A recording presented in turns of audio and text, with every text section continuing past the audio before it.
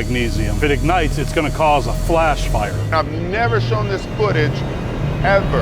Oh man, what is going on? It's great to see you guys again. It is Friday, and therefore we are back in our series Levels, and today is going to be insane because we have a crazy question from Chris B.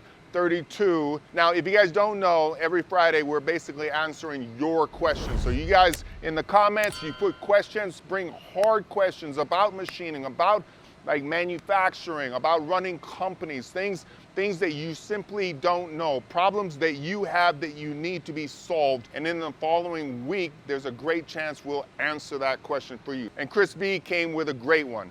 Titan, what is the most dangerous aspect of CNC machining? Now, when I look at this is a fully loaded question because you have a spindle that's moving.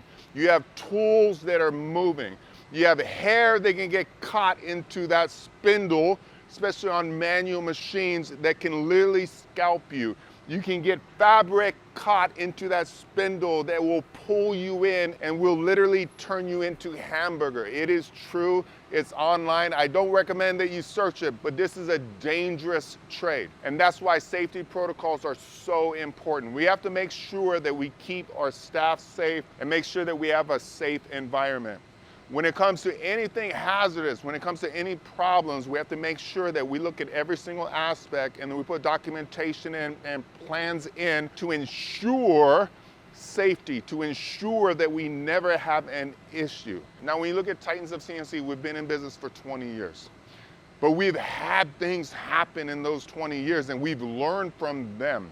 But what we've had is probably a little different than what you guys think. When you look at overall safety, we've actually been spectacular because we've never had a machinist hurt on a machine.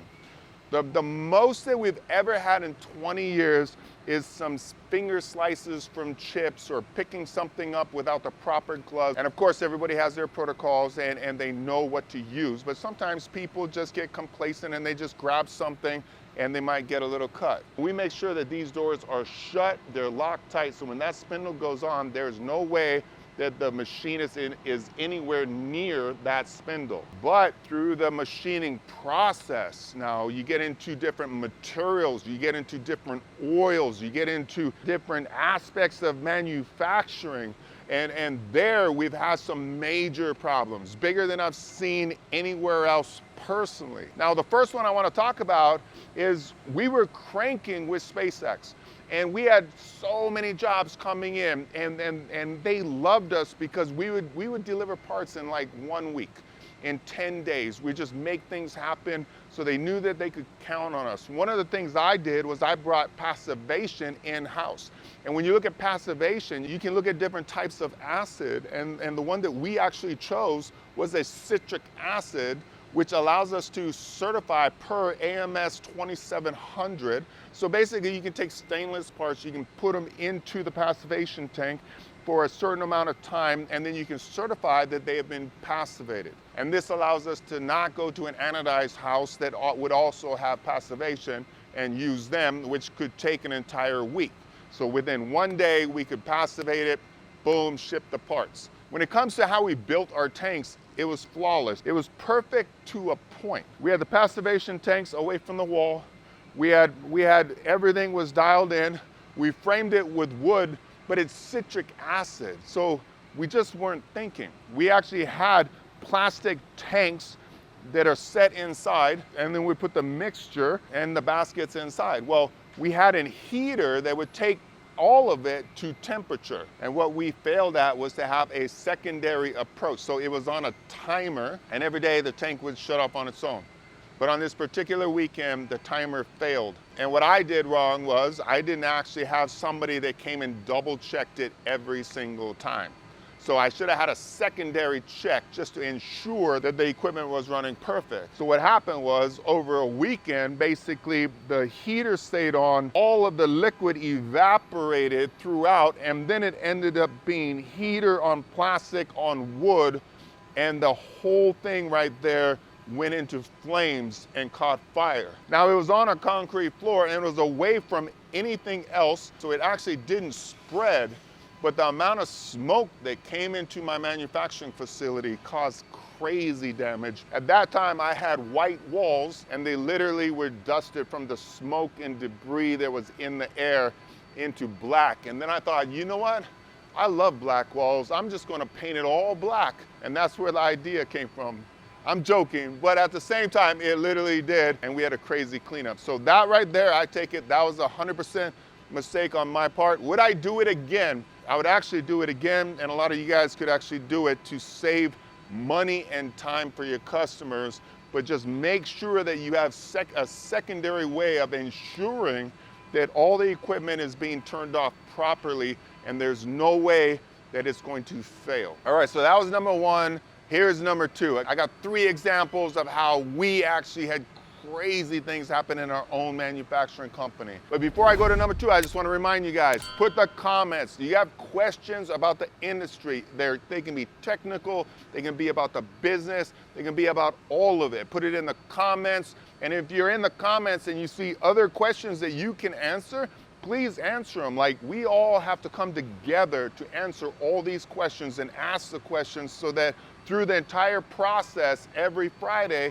we will all rise to greatness in manufacturing because of the knowledge that we're taking in. We can just go to places that we would have never been able to get to before, but we're going together. All right, number 2. Now this is crazy, and I've never shown this footage ever.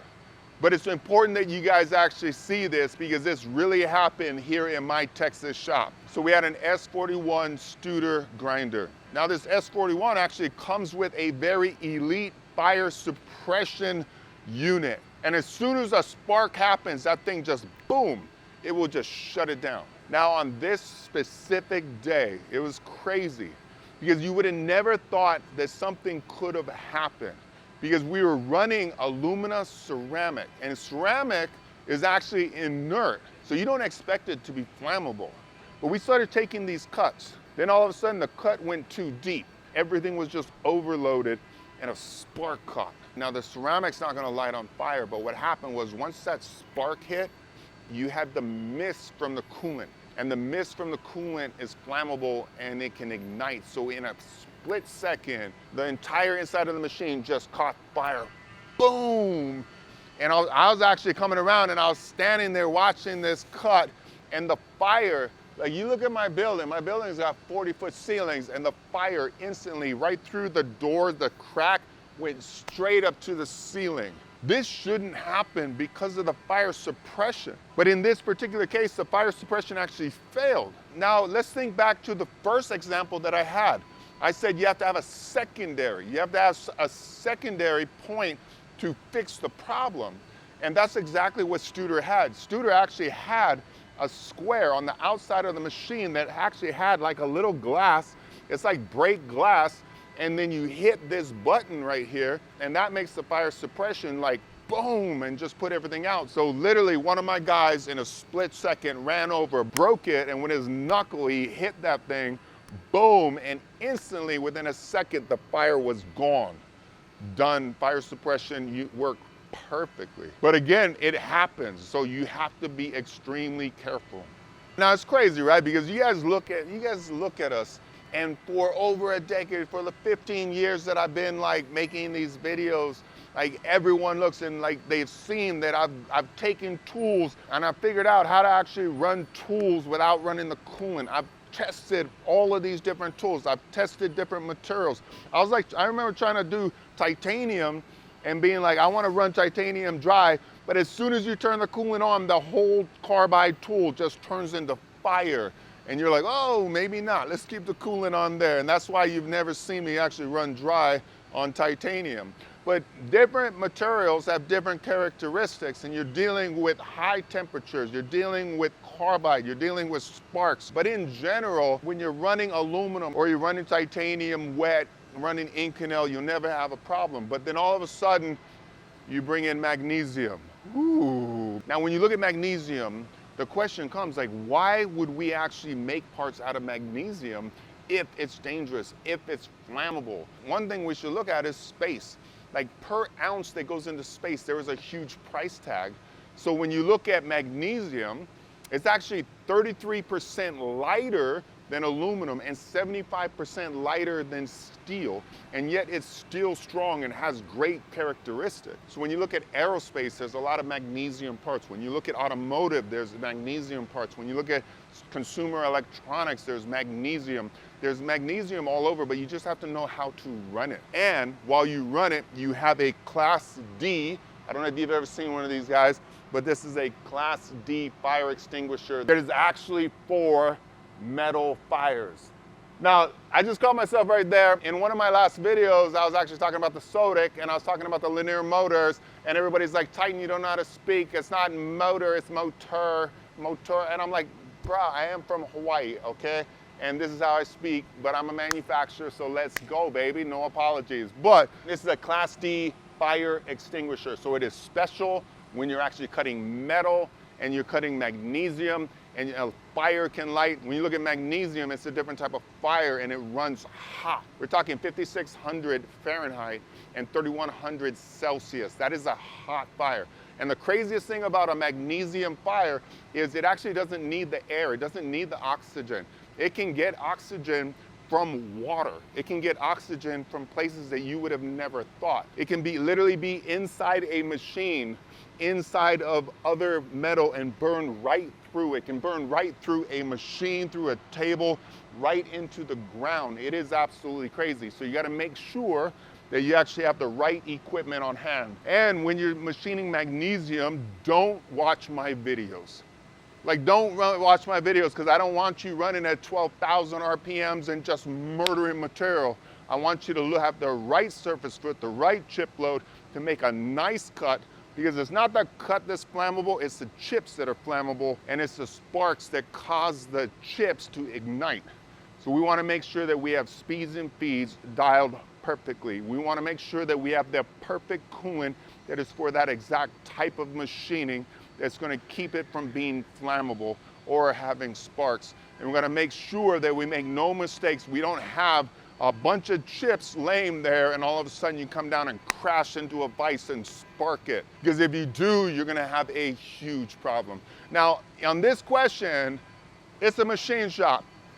I could go on and on and on about all these different things. There's basically two things that has happened in my shop, but another one that I deal with, since we actually have machined a lot of magnesium, but we're cautious and we're safe and we do the right things. But even though we have a beautiful elite shop with a great team, we've actually made some mistakes in the past. If you can learn from our mistakes and actually put a foolproof process in place, then that's what it's about, and that's why we're having this conversation. All right, so we're gonna end the video right there. Make sure that you put your comments down below. And I just wanna say, if you guys aren't on MFG Connect, our app built for machinists, where you can get work from customers, where you can get jobs, where you can get certified, where just like TikTok, you can look at machining and be in community with everyone. And you can literally go search. You can search people in every country around the world. It is a machining community. So MFG Connect, you can download it on Apple or Android. Boom, I'll see you next Friday. Love you guys, boom.